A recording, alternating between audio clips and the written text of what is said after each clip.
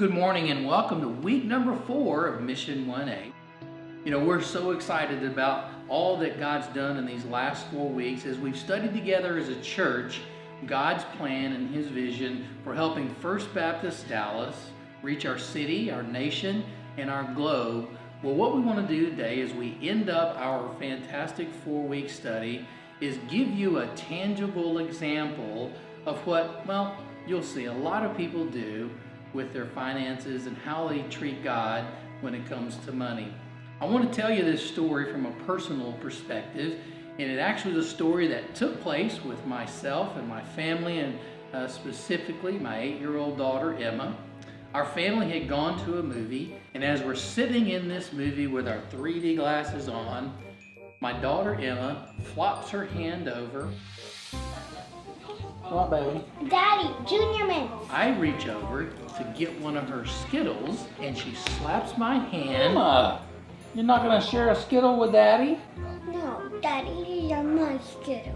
Girl, you better give me some of them Skittles. She reaches in her box, pulls out one Skittle, and lays it in my hand. One.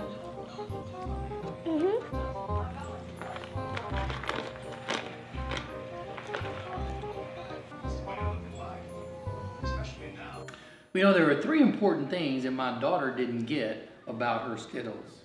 Number 1, she didn't realize that it was my resources and my money that got her her Skittles. She didn't have to do anything to earn them. All she had to do was to be my pretty little daughter and just show up. Number 2, she didn't realize that it wasn't about Skittles, but that I wanted her Skittles. I had the resources to buy all the Skittles I wanted, but I wanted her to share her Skittles with me because I'm her daddy and because she loves me. But number 3, my daughter didn't get the fact that I'm bigger than her and I'm stronger than her, and if I just wanted to take her Skittles, I would. You know, a lot of us do God the exact same way. We forget that the reason we're able to have what we have is because God provided it. God provided my resources, and God provided your resources. And it's not that God needs our resources, but God wants us to gladly share the things that He gives us, the things that He blesses us with, back with Him so that we can help resource His kingdom and His work. But the last part is that we must realize that God is bigger than us and God is stronger than us. And if He wanted to, He could take every single thing we own and take it right in front of us. So to close this morning, we'd like to give you an opportunity to demonstrate your willingness to give God kingship, to give Him lordship and full control of your resources. At your tables, each of you has a little bag of Skittles. These Skittles represent your resources.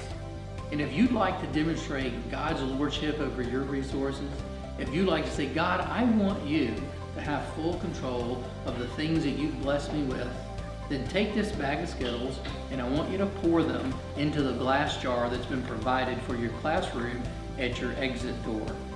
This will demonstrate to yourself and to God that you're ready to allow Him to have full control and lordship over your resources. In 2 Corinthians 9:11, Paul challenges the Corinthians with this: you'll be enriched in every way to be generous in every way, which through us will produce thanksgiving to God. You know, God doesn't need us to expand His kingdom, but He's blessed us with the extreme privilege of sharing His name with the world. Our goal in everything we do should be to glorify God. We're to bless the world and expand the gospel. God didn't give us good health and He didn't give us good resources so we could spoil ourselves. Instead, God has given those resources, He's given us our health for us to be able to expand His kingdom and share His gospel. Thank you for your support of Mission 1A. Have a great one.